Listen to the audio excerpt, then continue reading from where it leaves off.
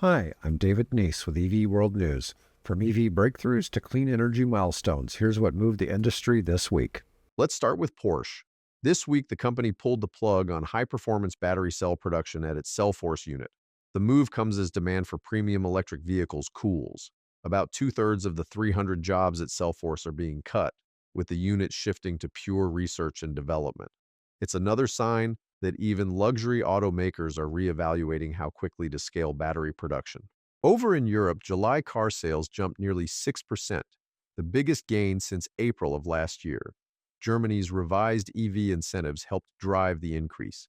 Chinese automaker BYD has now overtaken Tesla in European market share, while European car makers are warning that the EU's 2035 carbon dioxide targets may be difficult to meet under current conditions.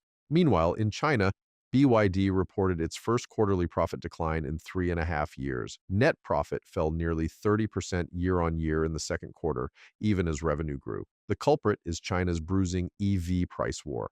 BYD has set an ambitious target of selling 5.5 million vehicles this year, but sales through the first 7 months, just under 2.5 million, suggest it may fall short. Back in the United States, Stellantis paid more than $190 million in fuel economy penalties tied to its 2019 and 2020 model years. That brings its total fines since 2018 to more than $750 million. The National Highway Traffic Safety Administration also noted that no penalties will be applied for the 2022 model year, thanks to changes in federal law. Suzuki announced a major investment in India, about 700 billion rupees or $8 billion US dollars. The company will make India its global EV production hub, starting with its first electric model. Suzuki aims to export between 50 and 100,000 vehicles a year within the next 5 to 6 years. Next up, Ford. The company recalled more than 105,000 Mustangs in the US this week. A sealing issue can allow water to enter and cause exterior lighting to fail. It's a reminder that recalls remain an ongoing challenge for both traditional and electric platforms. And that wasn't the only recall. Ford also pulled back nearly 500,000 vehicles due to a potential brake fluid hose rupture that could extend stopping distances. The company says no accidents or injuries have been linked to the problem so far. Still with Ford, the United Auto Workers declared victory at the BlueOval SK battery joint venture plant in Kentucky. Workers voted 526 to 515 in favor of unionizing, though 41 ballots are still under review.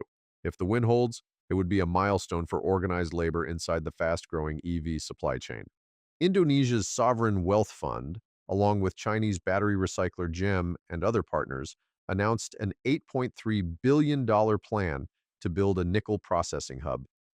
The project is pitched as net zero in its operations and is intended to secure a stable supply of critical minerals for the EV battery chain. Tesla is back in court. The company has hired a high-powered legal team to appeal a $243 million jury verdict tied to a fatal Autopilot crash. Tesla is asking a Miami federal judge to either overturn the ruling or order a new trial, saying punitive damages are excessive. It's a case that could have wide-ranging implications for Tesla's driver assistance systems. In a related update, Tesla and Waymo are taking starkly different approaches to robotaxis. Tesla's Elon Musk says the company could have driverless taxis serving half of the U.S. population by the end of this year, relying on cameras and neural networks. Waymo, by contrast, operates cautiously in mapped zones that reach only about 3% of Americans. The split shows just how divided the industry remains over how quickly to deploy autonomous vehicles. BMW's chief executive, Oliver Zipse, said this week the industry can't afford mistakes as it prepares for its all-new Neue Klasse EV platform. He described the coming wave of electric launches as a selection process that will determine which automakers survive in the long term. For BMW, the stakes are especially high as it tries to close the gap with Tesla. And finally, Toyota, the world's largest automaker, reported a 4.8% increase in global sales in July, its seventh consecutive monthly gain.